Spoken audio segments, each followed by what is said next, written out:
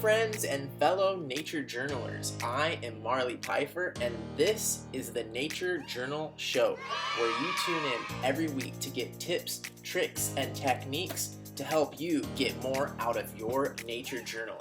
I have something this week that I'm really excited to share with you. Today, I'm going to show you how to nature journal in a very crowded public place.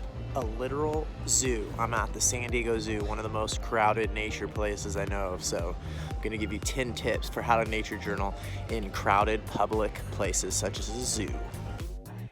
Tip number 0, get a map and plan in advance. Many zoos have online map apps, but if you can get a physical map before you go, that would be even better. Plan out what locations you want to visit in what order. Pay special consideration to which ones you think will be busiest and which ones might be refuges for later in the day. Also think about where bathrooms are located and where food is located, where shade is located, or where locations might be good during rainy or inclement weather. By planning this out in advance, you will be much more able to focus on your nature journaling. Tip number 1, show up early. I'm here at least 20 minutes early. That way you can at least get set up, maybe do your metadata before you even go inside. Get your mental game ready, make sure you have your snacks and all your layers. So show up early. To right off the bat, go to the most crowded places and try to get those taken care of early, and then to know what are the less crowded places and to plan to go to those later when more of the crowds show up. Last time I was at the zoo in this area in the afternoon, that zone behind me was a sea of human beings, and this morning I'm here and there's basically 2 other people in this entire area behind me, and the lions are just chilling right there. So showing up early whenever you go to a place and go straight to places such as the lions where you think there's going to be the most people, go to those as early as possible in the day.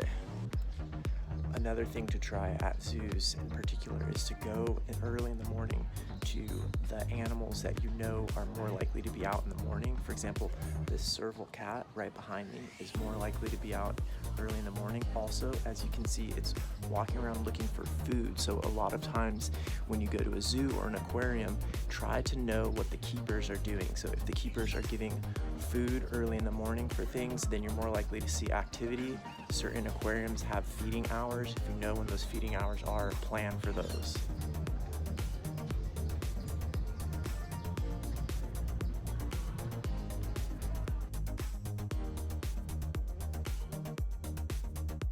Another strategy when nature journaling at locations with animals that move a lot is to do some sketches while you're in the field, but also take some video and photos so that when you get home you can draw from those references and get in the details that you were unable to see and unable to draw while you're in the field. Compared to a photo, a video can help you get a lot more information and more lifelike sketches and interesting facts in your nature journal. Sometimes you might be frustrated because the animals are so hard to see, but there's something you can always see, and that is the signs. It's really useful and fun to utilize the information on signs. Some museums and zoos have really nice maps, some of them have graphs. You can use this in your nature journal, and you can either copy it exactly as the information is on the sign, you can take pictures of it and use that information later, or you can adapt the information on the sign to fill in the gaps that you weren't able to see from the live specimens. You can also use the signs for remembering which were the animals that you were most interested in. So here you can see that I've used a pale color marker to add some of the layout, and I've done some gesture sketches of the live animals in the field.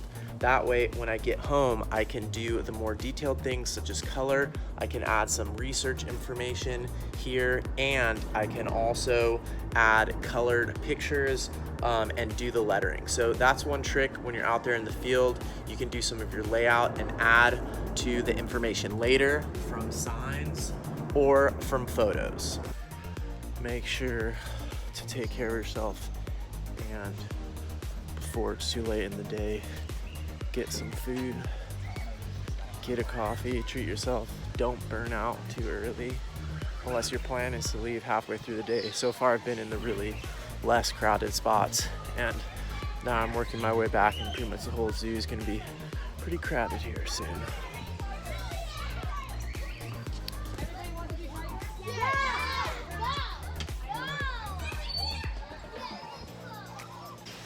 You've got to find the secret spots. So it's the middle of the day, busiest time of year, and I'm basically in this aviary all by myself. Beautiful, sort of out of the way for whatever reason, doesn't get as much traffic. So always look for those spots and find those, and know that you have a little refuge where you can go to when the crowds get really crazy.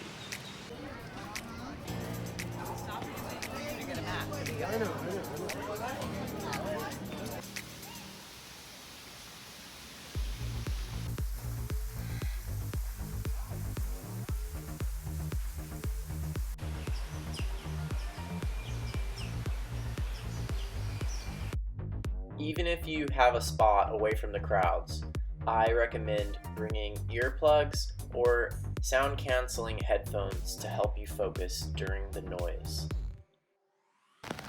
One of the best tips might be to go on a rainy day.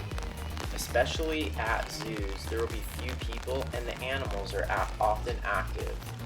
But not least, and this is a tricky one, be a good ambassador for nature journaling. This is something I've struggled with personally, because sometimes I'll be spending so much time and so in love with the animal, such as a gharial that I'm drawing, and when people come by and are like, oh look, a crocodile, I want to make some smart remark or correct them or tell them, read the sign. But it's important for us as nature nerds and nature journalers to present a good face to the public and perhaps even convert some people to nature journaling. One thing that you might notice while you're drawing, people will be interested in the fact that you're drawing and might ask you questions.